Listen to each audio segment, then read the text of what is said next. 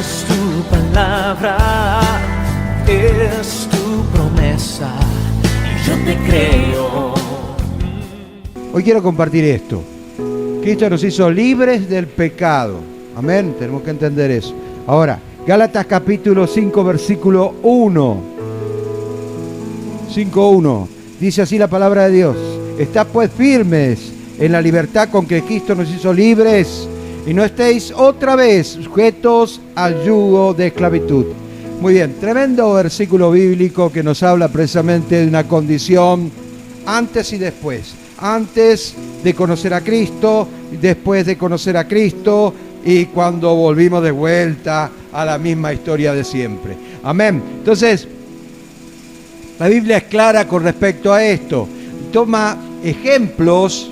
La Biblia está llena de ejemplos. Uno de los ejemplos es precisamente la esclavitud, que preponderaba en aquel entonces. Y obviamente se tomaba como ejemplo para llevarla desde al punto de vista espiritual, de manera que podamos entender el propósito de Dios para nuestra vida. Amén. Entonces, la advertencia, ¿no es cierto?, estad firmes en la libertad con que Cristo nos hizo libres. No quiero entrar mucho en la historia de la carta a los Gálatas, cómo eran los Gálatas, cómo vivía, cuál era la idiosincrasia que ellos tenían, la iglesia, cómo se había levantado. No quiero entrar mucho en eso, pero de hecho que era una reprensión de parte de Pablo, precisamente porque ellos habían abandonado un poco lo que era el mundo espiritual, lo que era lo sobrenatural de Dios, lo que era el Espíritu Santo de Dios. Entonces todo eso se iba añadiendo, y Pablo trataba de explicar a esa iglesia que era necesario que no volvieran de vuelta al yugo de esclavitud, sino que volvieran al Señor, pero que lo hagan de manera concisa, de manera que ellos puedan obrar por la fe, caminar en lo sobrenatural por la fe, pero también por la palabra de Dios, que es importante. Amén. De hecho, que Cristo nos hizo libres del pecado, eso ya lo sabemos todo. Ahora bien, ¿por qué hay cristianos o creyentes que están sujetos al pecado?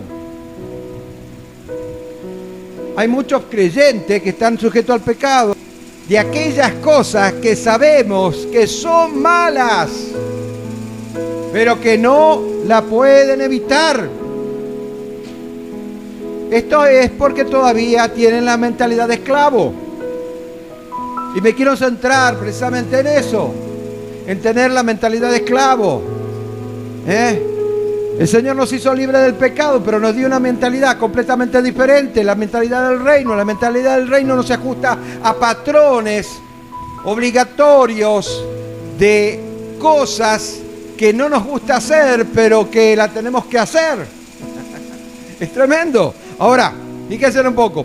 Tener la mentalidad de esclavo es estar sujeto a patrones de conducta de esclavo.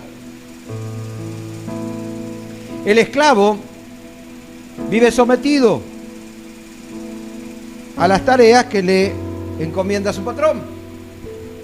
Vive sometido. Tú sabes la diferencia, porque Jesucristo no te somete para que vos hagas las cosas, sino que las hagas de corazón. Ahora, eso no tiene nada que ver. No, yo no lo hago porque no siento de parte de Dios. Yo no estoy sembrando en la obra porque no siento de parte de Dios. Entonces, puede decir, yo tampoco puedo amar a nadie porque no siento el amor. Sin embargo, el amor, ¿no es cierto?, es una orden de parte de Dios, algo imperativo, un mandamiento nuevo os doy, que os améis unos a los otros. Acá no tiene nada que ver el que vos sientas, sino el que vos obedezca. Amén. Así es la palabra de Dios, nos enseña eso para que nosotros podamos entender los propósitos de Dios. Si bien Dios no te impone hacer algo, pero sí te manda a hacerlo, ahora, vos sos el que dictaminás, ¿lo voy a hacer o no? Pero no me vengan con el tema, si yo no siento, yo no hago. Porque no es así. La Biblia viejita y desactualizada, que es mi Biblia, no dice eso. Amén. Entonces, escuchen bien lo que les voy a decir, porque en esta noche quiero que te atiendan un poco. Y muchas veces tenemos aquellos pecaditos ocultos en nuestros corazones que no lo sabe nadie. nadie, no lo tiene que saber nadie, pero hay alguien que lo sabe. Y te ata a un pensamiento, a una actitud de esclavo. Muy bien. El esclavo se acostumbra a vivir sometido, bajo obligaciones que sí o sí tiene que cumplir. Que cuando lo soltás para que esté libre, no sabe qué hacer con su vida. Vivió tan sometido que no sabe qué hacer con su vida. Inclusive hasta pone excusa. Mire, tenemos el ejemplo del pueblo de Israel. Cuando el pueblo de Israel sale de la tierra de Egipto, obviamente se tuvo que pasar por el mar Rojo, por el canal de Acaba, ¿no es cierto?, la parte más profunda todavía, y el Señor le demostró su poder. Pero hay una cosa, cuando entraron en el desierto de Canaán y empezaron a caminar hacia la tierra prometida, obviamente empezaron a tener sed, empezaron a tener hambre, y ya la gente se empezaba a plaguear, se olvidaron del milagro que hizo el Señor ahí atrás, se olvidaron de las 10 plagas, se olvidaron que se abrió el mar Rojo, se olvidaron. Y se empezaron a plaguear, inclusive pusieron una excusa. ¿Qué nos trajiste en este desierto para morirnos de hambre? Mirá cómo estamos, qué pea que amó y todas esas cosas. Pero resulta ser de que ellos, la excusa que usaron es, no hubiéramos quedado en Egipto, ahí comíamos carnes en la olla y qué sé yo. Mentira del diablo, mentira. Porque ellos vivían como esclavos y el esclavo una vez por día comía. Amén. Y se terminó. Era como un perro. Tener un animalito ahí, lo pones, le das un hueso y que se arregle todo el día, ¿sí o no? Claro que los cristianos eso no lo hacemos, ¿no es cierto? Yo por lo menos no lo hago. Ok. No hay nada más importante para la liberación de la esclavitud de Satanás. Escuche, que comprenda y afirme que Dios ha hecho de ti un hijo. Lo tienes que afirmar y se lo tienes que decir en la cara, se lo tenés que decir al diablo. Yo soy hijo de Dios. E inclusive a vos mismo te lo tenés que decir. Muy bien. Cuando vas a hacer alguna cosa que no tenés que hacer, decite, yo soy hijo de Dios, esto no lo debo hacer, hacerte recordar. Porque la fe es como un circuito cerrado, empezás y terminás en el mismo lado. Pero es necesario que ese circuito, ¿no es cierto?, vuelva a funcionar de vuelta para que vayas desarrollando lo que es la fe, que es la energía del Espíritu Santo. Muy bien. Ahora, forma como un campo eléctrico, ¿viste? La bobina, el polo negativo, el polo positivo, gira y se convierte en corriente. Muy bien. Ahora no voy a dar un estudio de electricidad, por supuesto que no, pero vamos a ir entendiendo más o menos lo que Dios... Es necesario que le digas al diablo, yo soy hijo de Dios. Las actitudes, acciones, respuestas y reacciones a las circunstancias de la vida son tremendamente afectadas por lo que uno cree de sí mismo. ¿Entendió?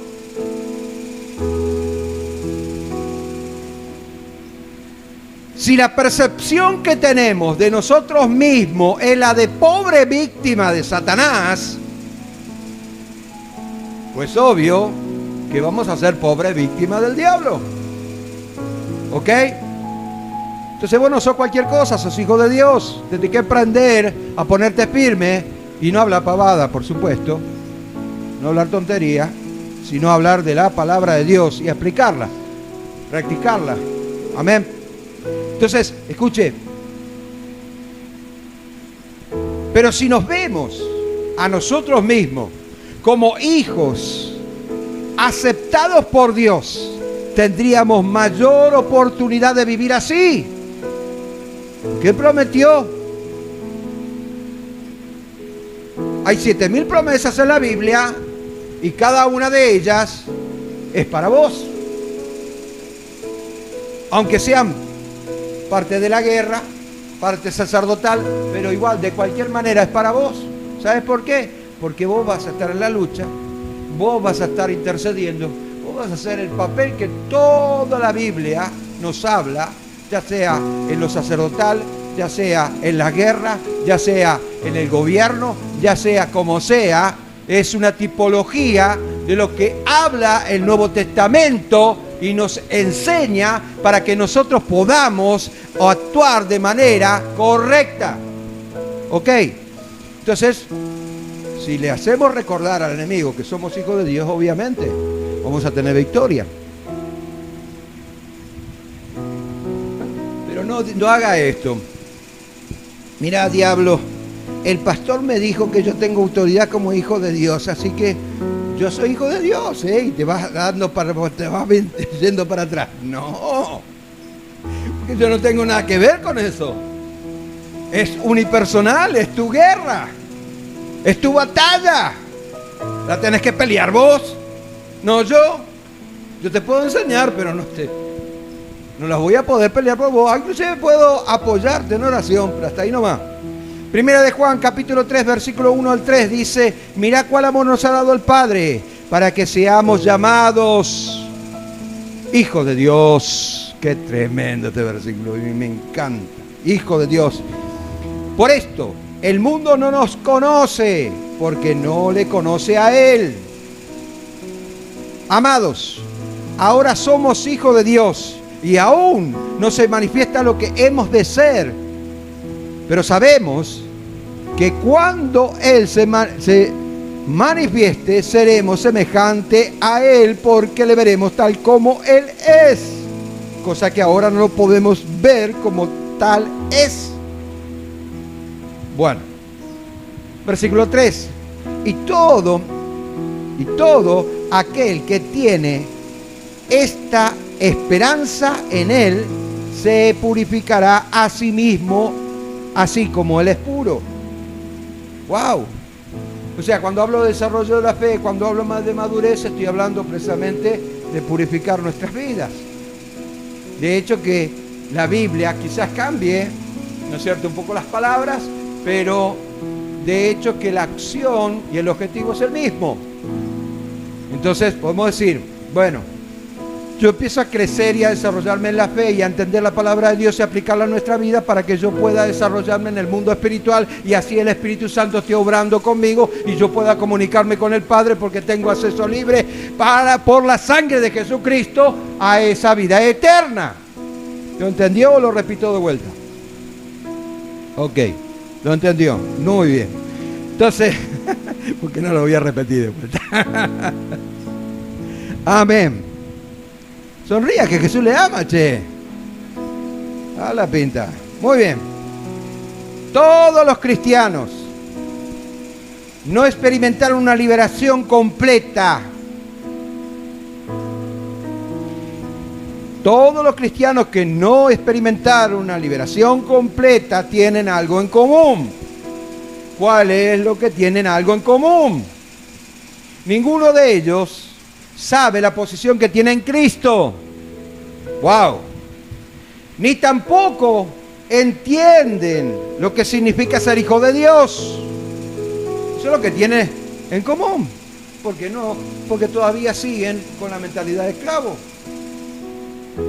Escuche, ¿por qué la palabra de Dios dice en Hebreos capítulo 13, versículo 8, Jesucristo es el mismo ayer, hoy, por los siglos? Y resulta ser de que la iglesia te cayó tanto, porque si nosotros vamos a Hechos de los Apóstoles, nos vamos a dar cuenta que la iglesia de Jesucristo caminaba en victoria todos los días. Y que cuando se reunían, ¿no es cierto?, el lugar donde estaban orando temblaba y la presencia del Espíritu Santo era tremenda. Pedro tuvo un éxtasis después de ayunar y vio que los 4 rincones de la tierra se abrió el cielo y descendió un gran lienzo. Escuche, ¿qué es lo que está pasando con la iglesia hoy? ¿Aló? ¿Está entendiendo lo que yo estoy diciendo? Jesucristo no cambió, sigue siendo el mismo. La palabra de Dios lo dice. Si no, no podría creer la palabra. Sería mentirosa la palabra. Él no cambió. Lo que cambió es la iglesia. Con su costumbre, con esto, con lo otro, y con la tradición que pega, que amor, y qué cosa, que esto, que lo otro. Y le ponemos esto, y le ponemos lo otro, y le sacamos esto, y le ponemos, le agregamos lo otro. Y no tendría que ser así. La iglesia de Jesucristo tendría que ser una sola. El cristianismo es uno solo, dividido en muchos pedazos, porque cada uno tiene su manera de trabajar. Pero no me voy a ir a eso. Voy a detener acá. Entonces, yo creo en la potencia, la gloria, la majestad del Espíritu Santo que se va a manifestar de una manera tremenda. Ahora usted tiene que creerlo si quiere recibirlo. Entonces tenemos una posición en Cristo. ¿Cuál es la posición que tenemos? No solamente la del Hijo de Dios, sino que Él, somos coherederos de Él, de la gloria de Cristo. Y como hijos tenemos derechos que el enemigo muchas veces quiere. No, vos no tenés ningún derecho. Mirá lo que hiciste, mirá esto, mirá aquello otro. No es así tampoco. Ser hijo de Dios es cambiar nuestra mentalidad de esclavo por la mentalidad del reino. Mentalidad de esclavo por la mentalidad del reino.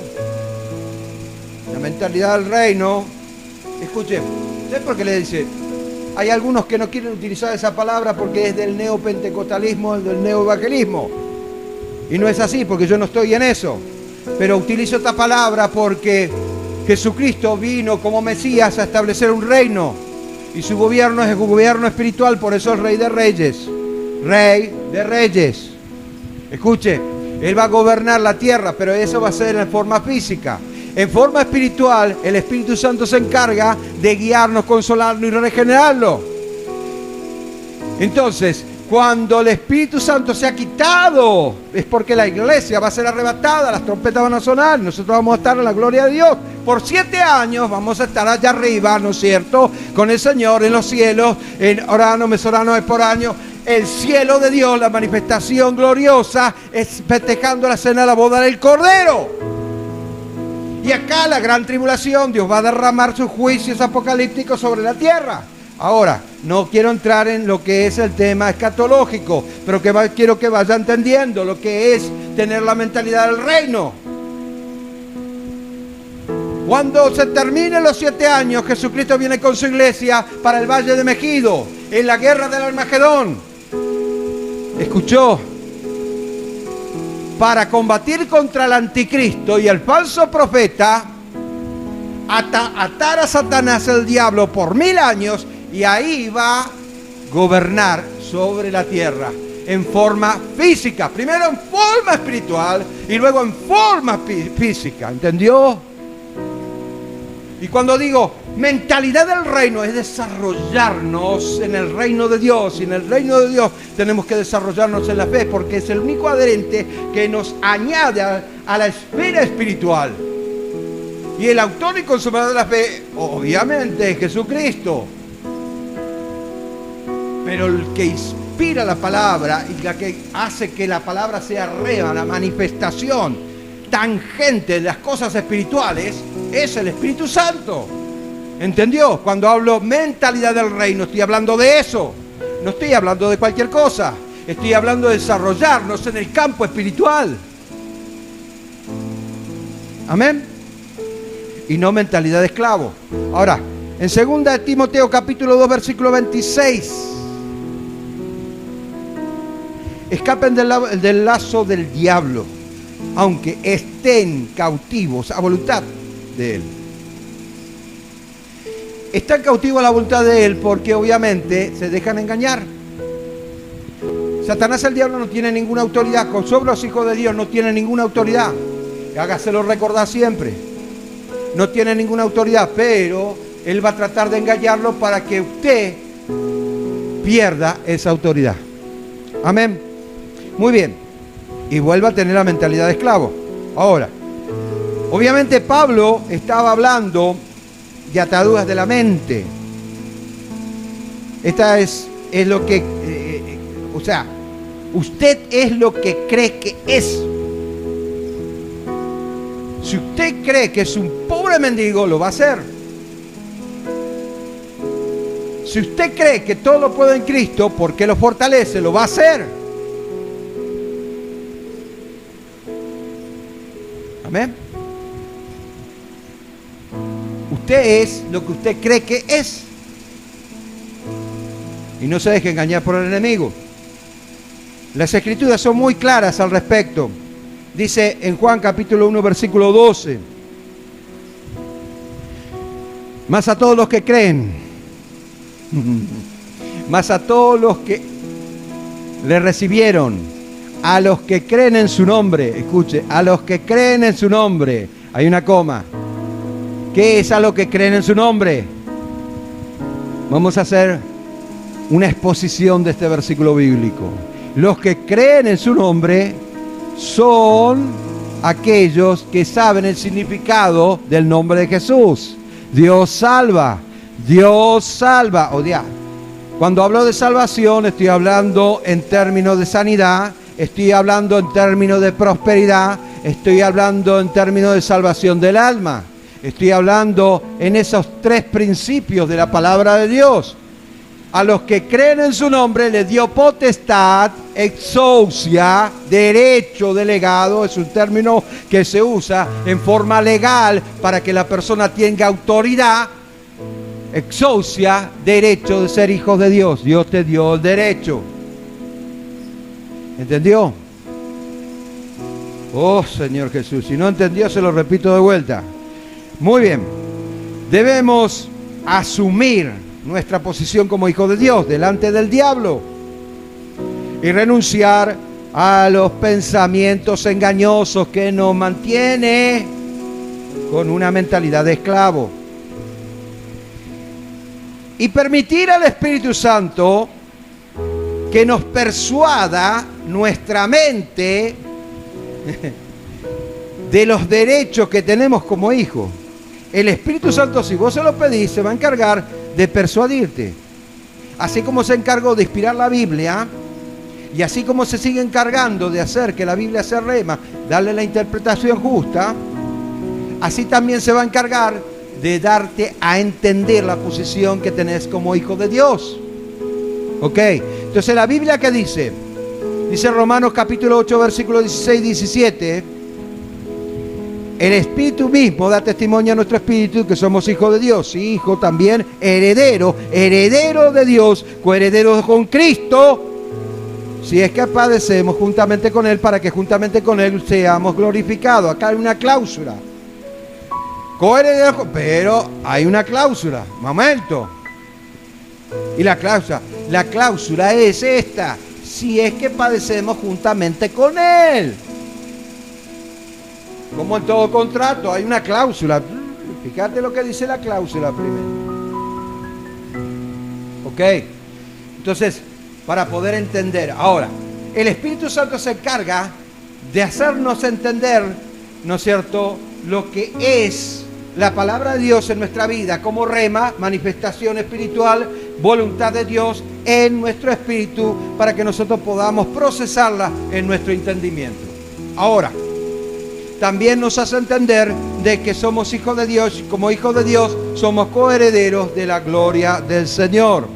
Ahora, padecer junto con Él, porque es obvio, el enemigo se va a levantar, el enemigo va a querer que vos no recibas, el enemigo no va a querer que vos estés bendecido, el enemigo no va a querer que vos vengas a la iglesia, el enemigo no va a querer que tú leas la palabra de Dios, el enemigo no va a querer que tú ores, el enemigo no va a querer que tú ayunes, el enemigo no va a querer que tú te reúnas con los hermanos, el enemigo no va a querer que tú prediques la palabra de Dios, el enemigo no va a querer que vivas en santidad, el enemigo no va a querer que leas la escritura.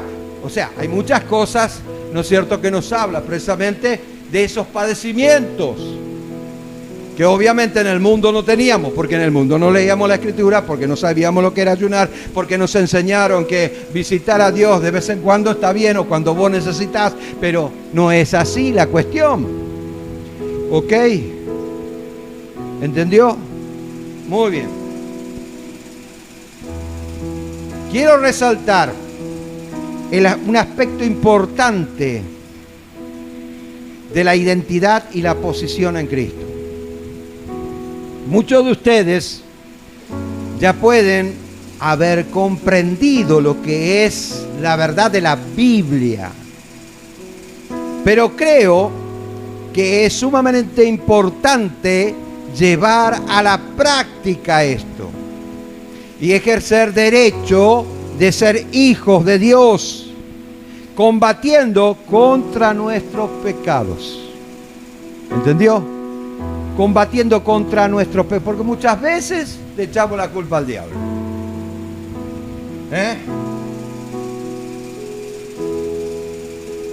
Hay algunos que, voy a decirlo, hay algunos que ven pornografía por sus celulares y le echan la culpa al diablo. No, pará, la culpa la tenés vos, no la tiene el diablo. El diablo te tentó nada más. Hola, dígame si yo no digo la verdad. Muy bien. Y si no, quede callado. Muy bien. Ahora, solo así podemos cambiar la mentalidad de esclavo por la mentalidad del reino. No hay otra forma. No la hay. Si entendió esta prédica, y si no la entendió, ahora cuando pase por YouTube, escúchela de vuelta. Bueno, el tema, y hay algunos que están enojados, bueno, que sigan enojados. A mí no me molesta, yo no estoy enojado. Muy bien, el tema de la identidad espiritual y madurez en Cristo es tan importante que debemos resaltar, escuche bien lo que le voy a decir, que debemos resaltar que eres espiritual, por lo tanto, eternamente vivos. Eternamente vivos. ¿Y cómo la Biblia habla de la segunda muerte? Bueno, hay una muerte, ¿no es cierto? Que la muerte, la palabra muerte o mortus, ¿no es cierto? Significa separación. O sea, dejas el cuerpo, se va a la tierra, es polvo, vuelve al polvo. Ok, perfecto. La segunda muerte es la espiritual, se separa de Dios. Pero eso va a ser cuando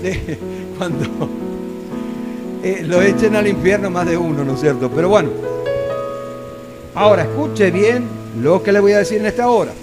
Entonces, por lo tanto, eternamente vivos, ya sea con mentalidad de esclavo o con mentalidad de persona libres en Cristo. De cualquier manera, eternamente libres, eternamente vivos, ya sea como esclavo o como libre. Amén. Tú decides qué mentalidad quieres tener, cómo quieres madurar, de qué manera el Espíritu Santo va a tratar de instruirte para que vos desarrolles fe. Todo depende de ti, no depende del Espíritu Santo. El Espíritu Santo lo va a hacer, pero si vos te decides a que Él lo haga. Y tampoco depende de mí, porque yo puedo hablar y puedo enseñarte, pero puede entrar por una oreja y sale por la otra. Y no se queda almacenado acá ni acá. Entonces, tenemos que entender de que es una actitud nuestra. Así como la salvación es unipersonal, también los pecados son unipersonales. También las decisiones que tomemos son unipersonales. Amén. Así que decidamos tener una mente esclava de libres, desechando la esclavitud mental y espiritual y añadiendo a nuestras vidas la libertad de Cristo. Y quiero leer de vuelta: estad pues firmes en la libertad con que Cristo nos hizo libres, y no estéis otra vez sujetos al yugo de la esclavitud. ¿Ahora entendió ese versículo? Es tu promesa y yo te creo.